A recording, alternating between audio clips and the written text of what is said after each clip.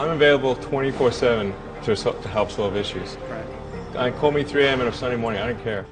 A cross-pollination of Thomas Edison and Tony Stark, Elon Musk. Were you a little naive when you thought I can easily build an electric car and a rocket? I didn't think it would be easy. Like I said, I thought they would probably fail. But you know, like creating a company is almost like having a child. So it's sort of like, how do you say your child should not have food? So once you have the company, you have to feed it and nurse it, and take care of it, even if it ruins you. Yeah.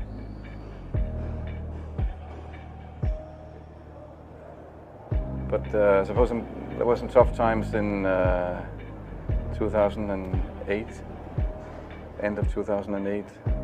How did you get through that period of crisis? Yeah. Can we just break for a second? Sure, of course. You want to wait a little while? Man, I sure hope it was worth it. Sure hope so. Sure hope it was worth it. It's everything. And I was borrowing money from friends to pay the rent.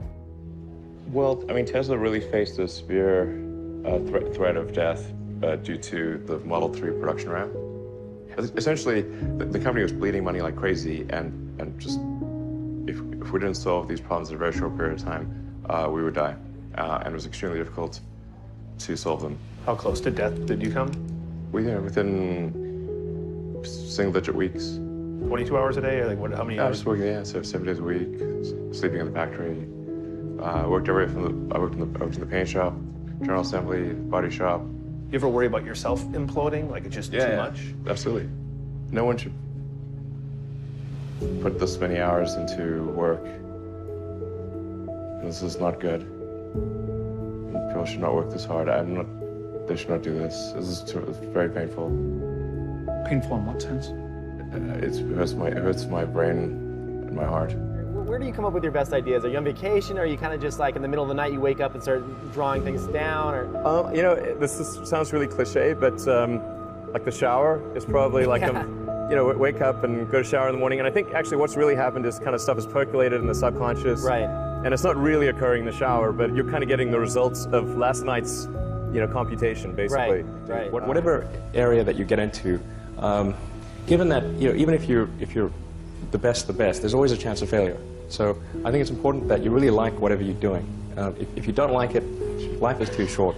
You know, I'd say, and also if you like what you're doing, you think about it even when you're not working.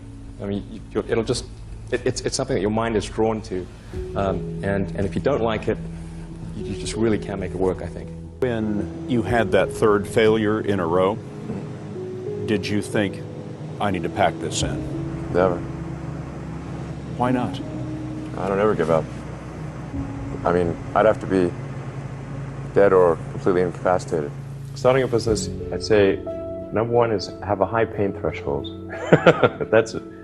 There's a friend of mine who's got a good saying, which is that starting a company is like eating glass and staring into the abyss. Okay, that's generally what happens, because when you first start a company, there's lots of optimism and things are great, and then so happiness at first is high. Then you encounter all sorts of issues, and happiness will steadily decline, and then you'll go through a whole world of hurt. And then eventually, if you succeed, and in most cases you will not succeed,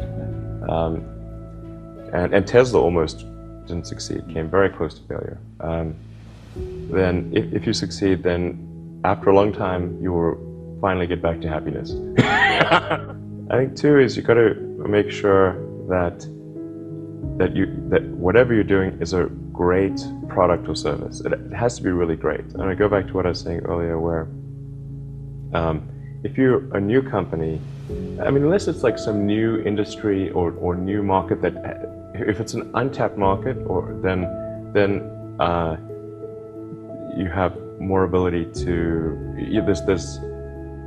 the standard is lower for your product or service. But if you're entering anything where there's an existing marketplace against large entrenched competitors, then your product or service needs to be much better than theirs. It can't be a little bit better, because then you put yourself in the shoes of the consumer and they say, why would you buy it as a consumer? You're always going to buy the trusted brand unless there's a big difference. So a lot of times, you know, an entrepreneur will come up with something which is only slightly better.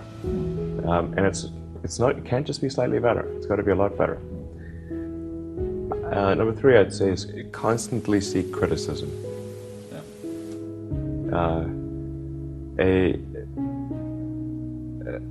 A well thought out critique of whatever you're doing is as valuable as gold.